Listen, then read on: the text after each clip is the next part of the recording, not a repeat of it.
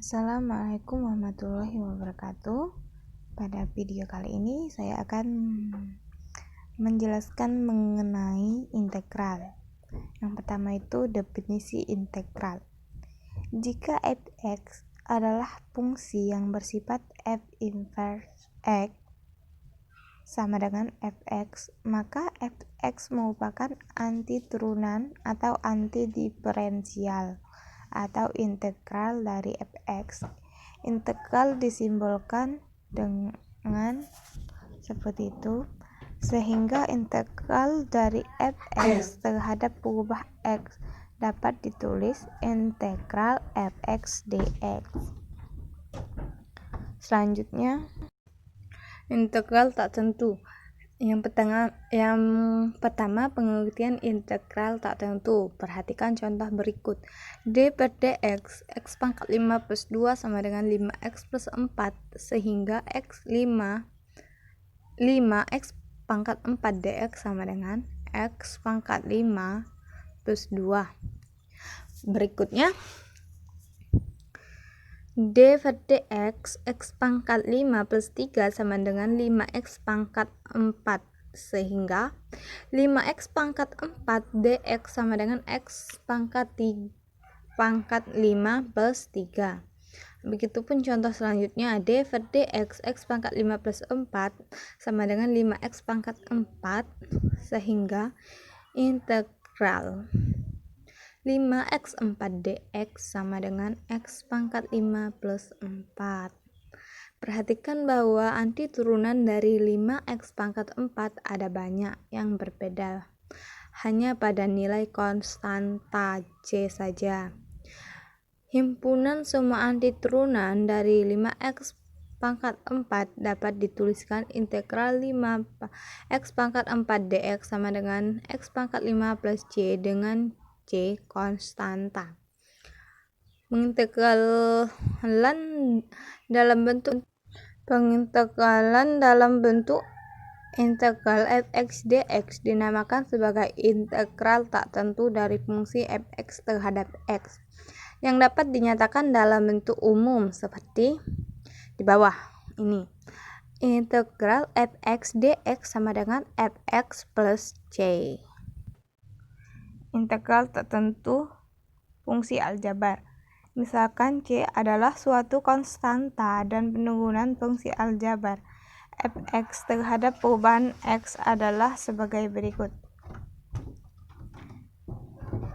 Fx sama dengan setengah x kuadrat plus C. F inverse x sama dengan x. Fx sama dengan setengah x pangkat 3 plus C.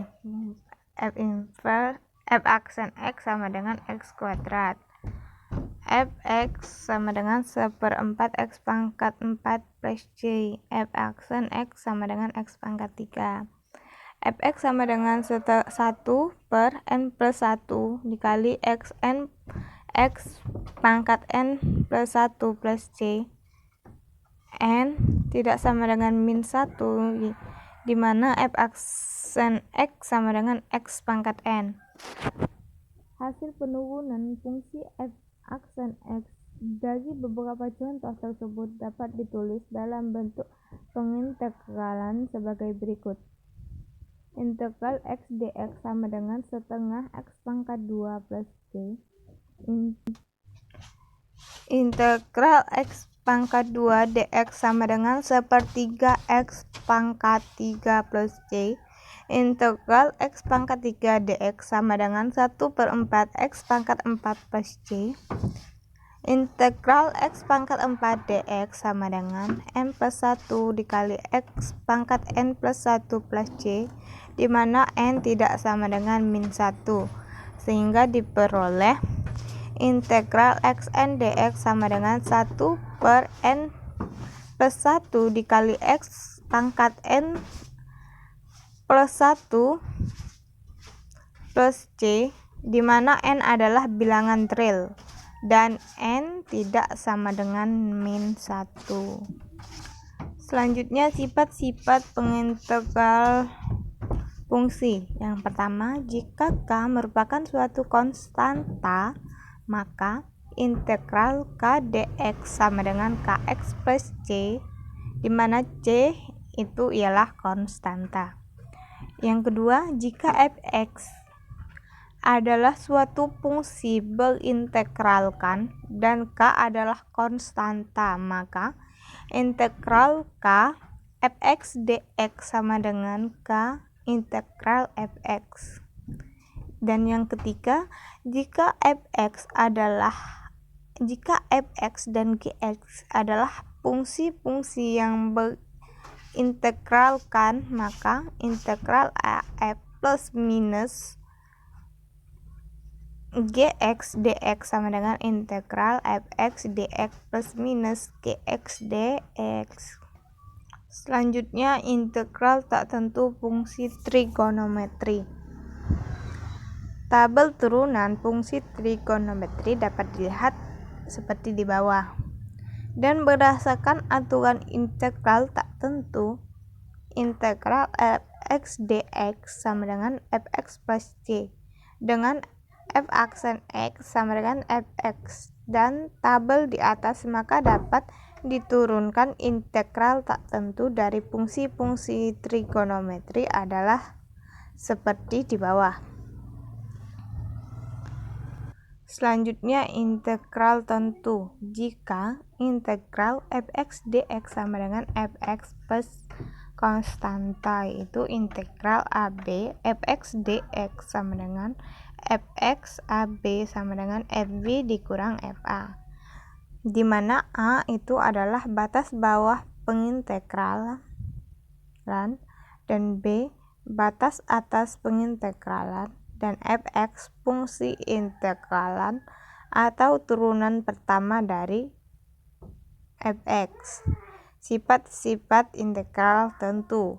Yang pertama, integral AB K fx dx sama dengan K integral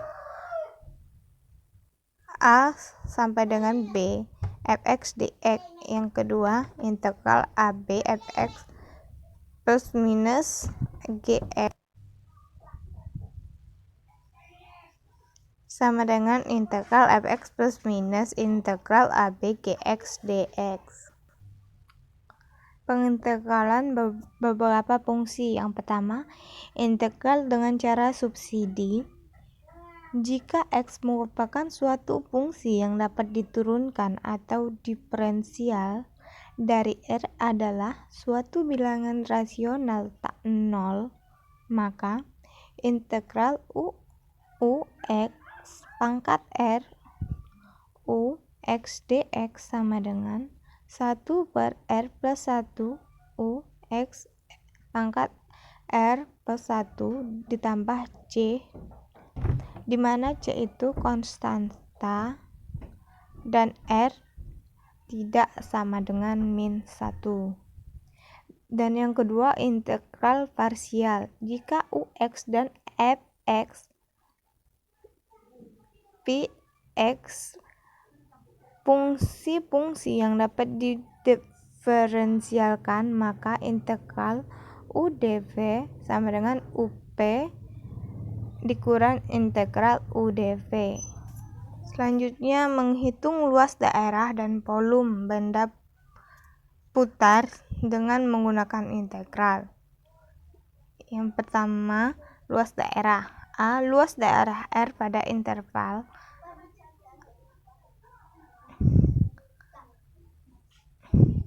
A kurang dari sama dengan X dan X lebih dari sama dengan B terletak di antara kurva fx dan sumbu X. Y sama dengan 0. Kurva terletak di atas sumbu X. Fx kurang dari sama dengan 0. Seperti gambar di samping. LR sama dengan integral AB fx dx. Yang kedua, luas daerah S pada interval X lebih besar dari A kurang dari B terletak di antara kurva fx dan sumbu X, Y sama dengan 0. Kurva terletak di wilayah sumbu X, fx kurang dari 0. Ls sama dengan min integral AB fx dx. Dapat dilihat gambarnya seperti di bawah ini. Selanjutnya, luas daerah U pada interval A kurang dari sama dengan X kurang dari B terletak di antara kurva fx dan gx dengan fx lebih besar dari sama dengan gx. Lu sama dengan integral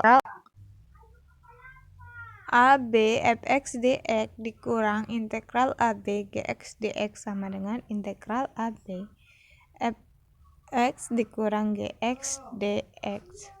Selanjutnya, 2 integral benda putar. A. Volume benda putar mengelilingi sumbu X jika daerah R adalah daerah yang dibatasi kurva Y sama dengan fx. Sumbu garis X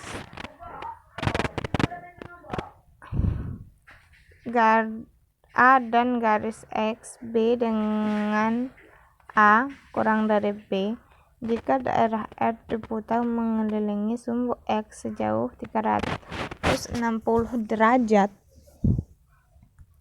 maka volume benda putar tersebut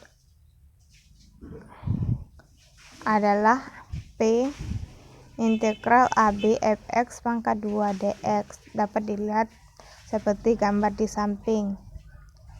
Yang ke B, volume benda putar mengelilingi sumbu Y jika daerah S adalah daerah S yang dibatasi kurva X sama dengan FY. Sumbu Y garis Y sama dengan A dan garis Y sama dengan B dengan kurang dari B. Jika daerah S diputar mengelilingi sumbu Y sejauh 360 derajat, maka benda putar tersebut adalah seperti gambar di bawah ini. Mungkin itu saja penjelasan dari saya. Saya akhiri, wabillahi taufiq wal hidayah. Wassalamualaikum warahmatullahi wabarakatuh.